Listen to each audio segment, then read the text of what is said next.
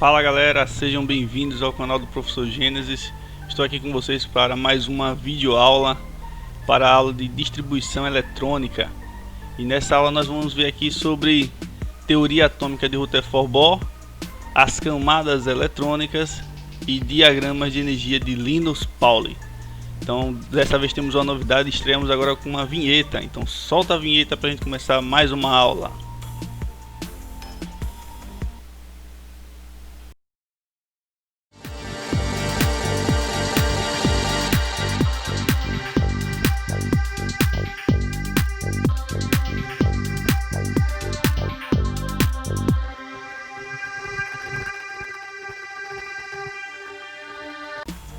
Beleza, aí vinhetinha nova, e vamos agora então dar início à nossa aula, retomando aqui pelo estudo da teoria atômica de Rutherford-Bohr.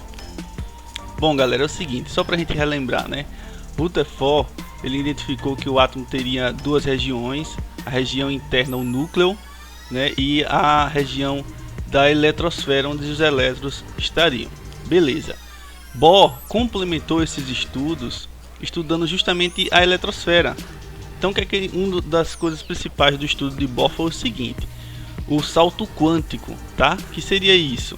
A gente observa aqui nessa primeira figura representativa do átomo, onde nós temos aqui essa figurinha preta como sendo o elétron, tá?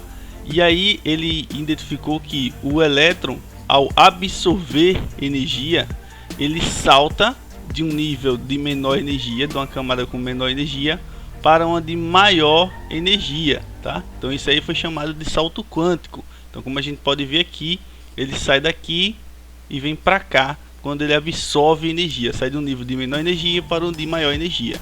O mesmo acontece quando ele perde energia, tá? Então, se ele perder energia, o que é que vai acontecer? Ele vai voltar de nível. Então, esses níveis são níveis energéticos, tá? Conforme vai se distanciando do núcleo, vai aumentando a energia desses níveis. Então o átomo, para sair do nível de menor energia para um de maior energia, ele precisa absorver, é o salto quântico. Então se ele absorve energia, ele vai para um nível de maior energia.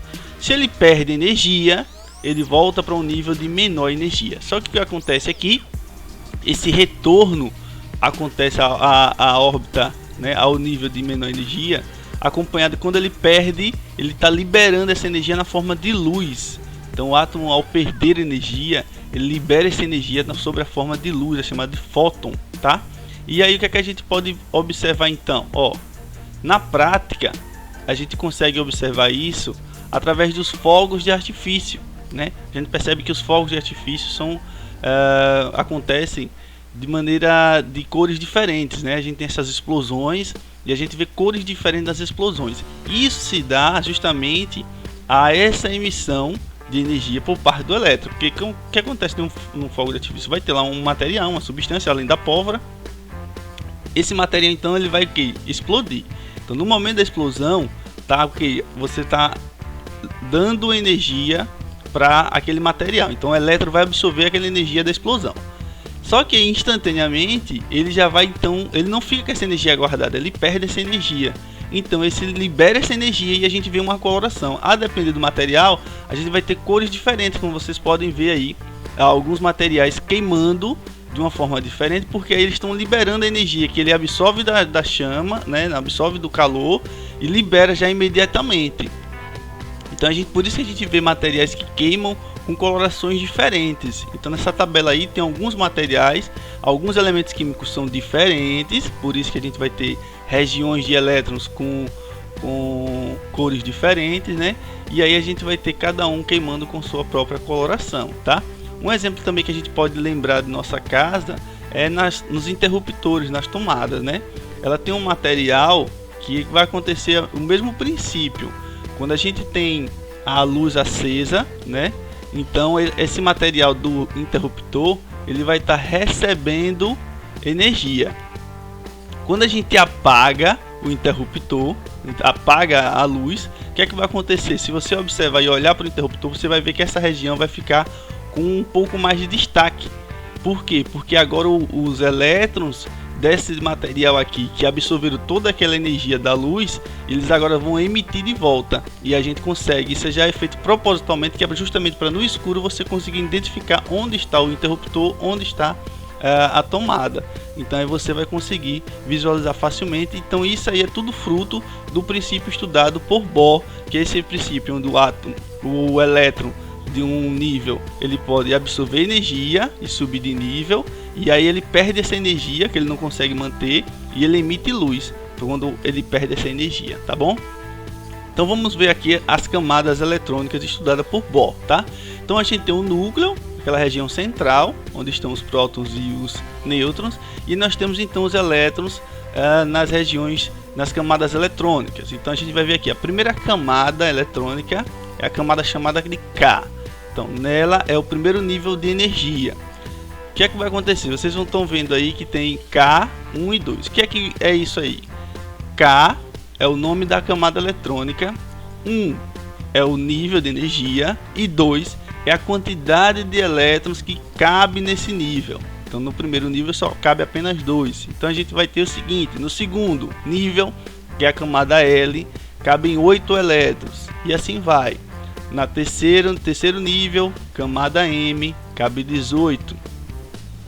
Quarto nível, camada N, cabe 32.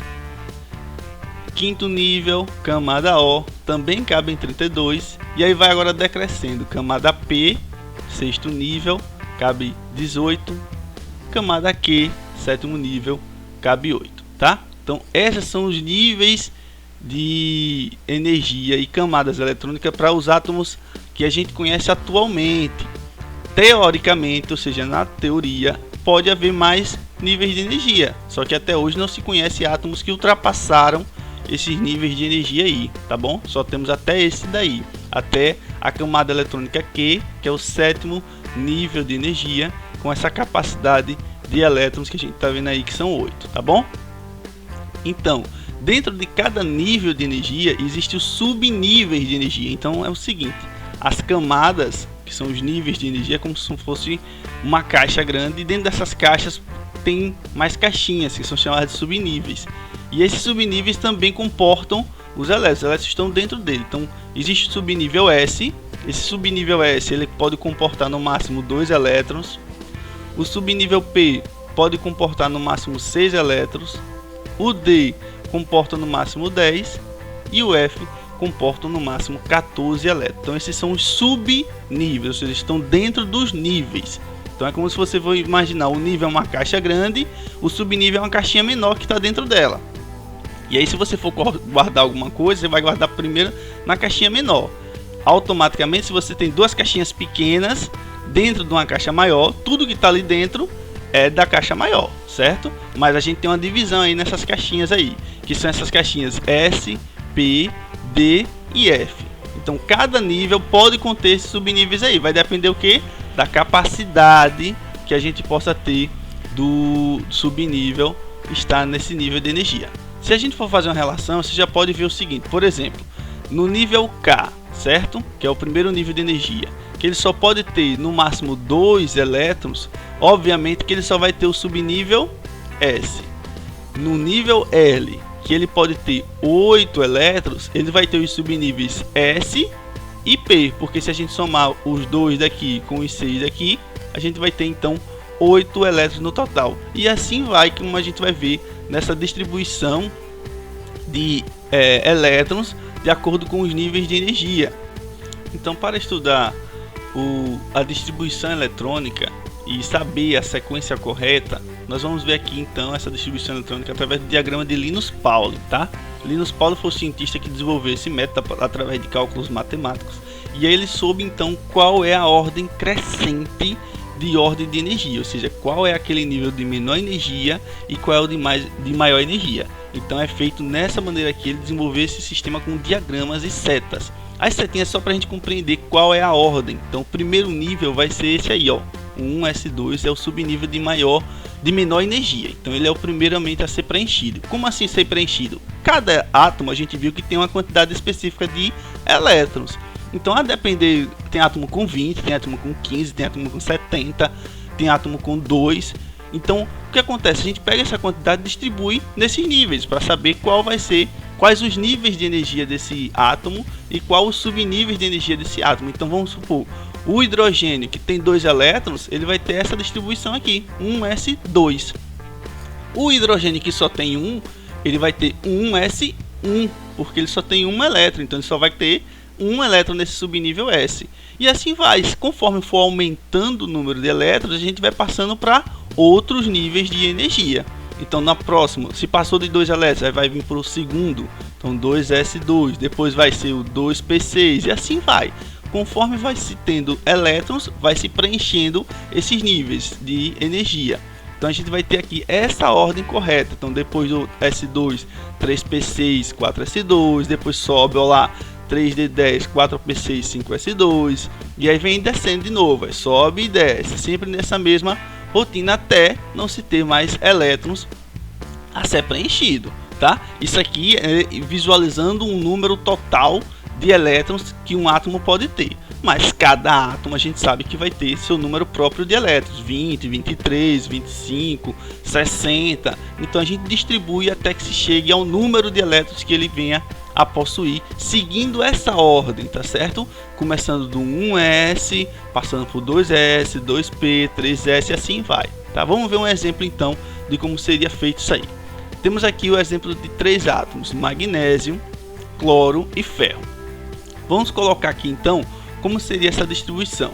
Vamos utilizar aqui o magnésio, então ele tem do número atômico 12, tá aí mostrando para vocês.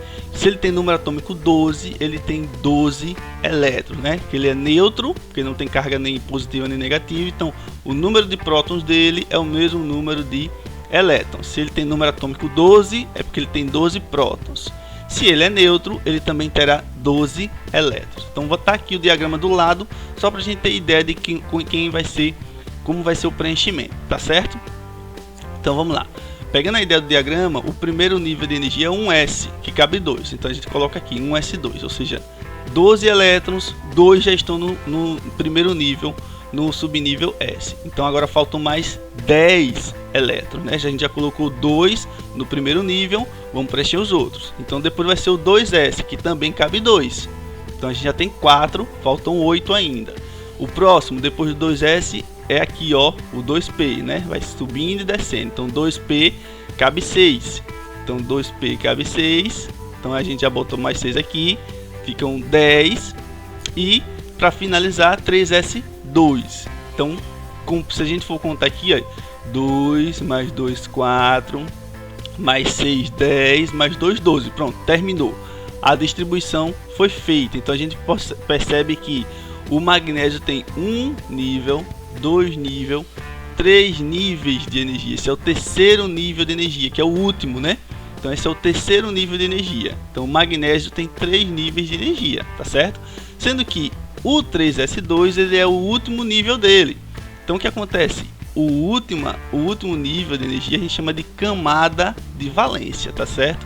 É a camada mais externa do átomo. É o terceiro nível. A camada mais externa para esse magnésio aqui é o terceiro. Então a camada de valência dele é essa daqui. Isso quer dizer que ele tem 2 elétrons na sua última camada, ou seja, na camada de valência do magnésio existem 2 elétrons. Isso é de suma importância a gente ter essa compreensão de camada de valência e de número de elétrons nesta camada, tá certo? Então aqui nós temos a distribuição, 12 elétrons, que é o do magnésio, foram distribuídos em ordem, e aí se chega ao último nível dele, que é o 3s2. Então a gente tem a camada de valência aqui determinada do átomo de magnésio. Vamos ver o outro exemplo então, cloro. Cloro, a gente tem aqui número atômico 17, se ele é neutro, então ele também tem 17 elétrons. Então a gente vai distribuir 17 elétrons, seguindo a mesma ordem, ó, de cima para baixo, nessa diagonal aqui. Então primeiro para ser preenchida 1s, 1s2, beleza, 2 elétrons, faltam mais 15. Então depois vai ser 2s2, depois vai ser o 2p6. Você veja que não muda nada, 2p6, 3s2, ó. Não muda nada, por quê? Porque você está colocando os elétrons. Até aqui então fechamos 12 elétrons, só que ele tem 17. Então o magnésio acabou aqui, porque ele tem 12 elétrons. Mas o cloro ainda não, porque tem mais 5 ainda, eles são 17 no total, então tem 12 aqui. Então depois do 2p6, 3s2, a gente vai partir para cá, 3p6. Então no 3p cabe 6, só que só precisa de mais 5. Então a gente termina com 3p5, tá certo? Ah, professor, mas aqui não é p6? p6 é a quantidade máxima, 6 elétrons nesse subnível P. Só que o cloro só tem 5 elétrons agora restantes. Então esses 5 vai ficar nesse subnível P sem problema algum. Então finalizou aí. Quer dizer que ele tem 3 níveis de energia, tá certo? Só que aí 3s2, 3p6. Na terceira camada, né, a gente tem o S2 e o P5. É a camada de valência do cloro. Quantos elétrons a gente tem então aí? São 7 elétrons, né? Somando os 2 do S e os 2 do P. Então, lembre, S e P são subníveis, eles estão dentro do nível maior, que é o terceiro, tá certo? Então ele tem 7 elétrons na terceira camada dele, que é a última camada, chamada camada de valência, ok? Vamos fazer um último exemplo aqui do ferro agora, ó. Ferro número atômico 26, então ele vai ter 26 elétrons também, porque ele é neutro, certo? Então a gente tem aqui 1s2, 2s2, 2p6, 3s2, mesma coisa que a gente tinha visto no outro, né? Magnésio, só que aqui só vai até 12, ainda tem 20. Se ele é número atômico 26, então ainda falta mais 14 para a gente colocar. Então depois do 3s2, 3p6, ó, aqui ó, 3p6, 4s2. Então se a gente for contar aqui, já tem 20 elétrons, faltam 6 ainda, faltam 6. Então depois do 4s2 vai vir aqui ó, 3d 10. 10 é a capacidade máxima, só que só tem mais 6, né? São 26, ó. 4, 10, 12, 18, 20 e 6, justamente a quantidade de elétrons que ele tem. Então termina aqui no 3d6, tá certo? Esse é o subnível de maior energia, o 3d6. Mas qual foi a camada mais externa? A camada mais externa foi a quarta, tá vendo? Ele vem aqui e depois volta para o terceiro nível, né? Para preencher o orbital. Então esse é o 3d6, é o nível de maior energia, porém a camada mais externa é a quarta. Então quantos elétrons tem na camada mais externa do ferro? São 2 elétrons, tá certo? A camada de valência dele é a 4s. 4s2 vai ser o número de elétrons que tem na camada mais externa do ferro. Sempre a camada de valência é a camada mais externa. Nem sempre, como a gente vai ver aqui, né, o subnível mais energético está nela. Foi o caso das duas primeiras. O subnível de maior energia estava na camada mais externa, na camada de valência. Nesse exemplo aqui, o subnível de maior energia não está na camada mais externa, mas a camada de valência sempre é aquela mais externa, ok? Beleza. Vamos ver agora também que a gente pode ter a distribuição eletrônica por meio dos íons, né? Lembre que íons são aqueles átomos de carga positiva ou negativa, né? Se ele é carregado positivamente, é um cátion. Se ele é carregado negativamente, é um ânion. Então o que acontece? Vamos lá. Os mesmos exemplos que a gente viu anteriormente, porém que agora com carga, né? Nesse magnésio aqui, vamos lembrar aqui, número atômico 12, né? Se ele fosse neutro, ele teria 12 elétrons também, só que ele tem carga de 2+. Então o que acontece? Veja só, essa aqui é a distribuição que a gente fez, ó. Aqui seria 12, né? Só que ele tem 2+, ou seja, ele perdeu 2 elétrons. Então, se ele perde 2 elétrons, os elétrons sempre vão ser perdidos da camada mais exterior, tá certo? Na última camada ele vai perder esses 2 elétrons aí. Então a gente tira esses 2 elétrons, ficando então, ó, com esse preenchimento aí. O Mg2+, ele vai ter então apenas 10 elétrons, tá? Por quê? Porque ele justamente, ó, 2 positivo, quer dizer que ele perdeu 2 elétrons. De onde saem esses 2 elétrons? Não sai do início, sai sempre da camada mais externa, onde aqui no caso era 3s, que tinha 2 elétrons. Ele perdeu esses elétrons aqui, ficando então só apenas com 2 camadas de elétrons, tá certo? Se a gente pegar aqui o cloro agora, ó, ele tem a carga negativa, né? Então, ó, se a gente pegar a distribuição dele, tinha 17, só que negativo quer dizer o quê? Que ele ganhou um elétron. Então, ele vai ganhar um elétron justamente na última camada.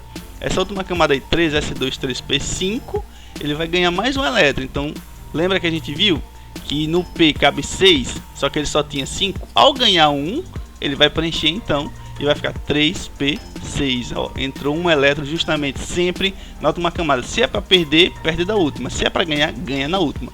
Sempre vai acontecer essa perda e ganho de elétrons dos átomos na última camada, tá certo? E pra gente fechar aqui o ferro, ó, 26, né? Então a gente volta aqui, ó, a distribuição dele, terminando na 3D6. Aquele negócio que a gente viu, ó, a última camada não foi a 4S, então se ele tem essa carga aí, ele vai perder 2 mais, ele vai perder esses 2 elétrons aí, justamente esses 2 elétrons aí, ele vai perder da sua última camada, tá certo? Voltando aqui um pouquinho, vai perder esses 2 elétrons justamente da última camada, então ele fica sem esses elétrons aí da última camada, ficando apenas com 3 camadas, ok? Beleza, então revisando aqui, né, o que nós vimos na aula de hoje, certo? Aqui está um exemplo de um subnível de energia, né? Então o que representa cada coisa aí nesse subnível? Vamos lembrar, o número que está à frente representa o nível de energia ou número de camadas que esse átomo possui, tá? Então nesse caso aí é o 3 níveis ou 3 camadas. A letrinha representa o subnível de energia. Então pode ser S, pode ser P, D ou F. O S cabe apenas 2 elétrons, o P cabe 6, o D cabe em 10 e o F 14. E o númerozinho é justamente essa quantidade de elétrons que a gente acabou de falar, tá bom? Que vem assim elevado nessa letrinha, tá certo? Então cada subnível tem a sua quantidade máxima, mas pode ter menor quantidade desde que seja o que? O último subnível que seja preenchido, tá certo? Se for no meio, professor, no meio não. Sempre que a gente está distribuindo, a gente distribui o máximo. Agora, se só sobrou isso, ó, o subnível P cabe 6, mas só tem 2, então só vai ter 2 elétrons no subnível P e assim vai para os outros subníveis também, tá ok? Beleza? Então, galera, foi isso, nossa aula dessa semana. Por hoje é só. Tem agora atividade para vocês fazerem lá na plataforma e em caso de dúvida sempre lembrem de consultar e mandar a sua pergunta, tá ok? Então um abraço e até a próxima.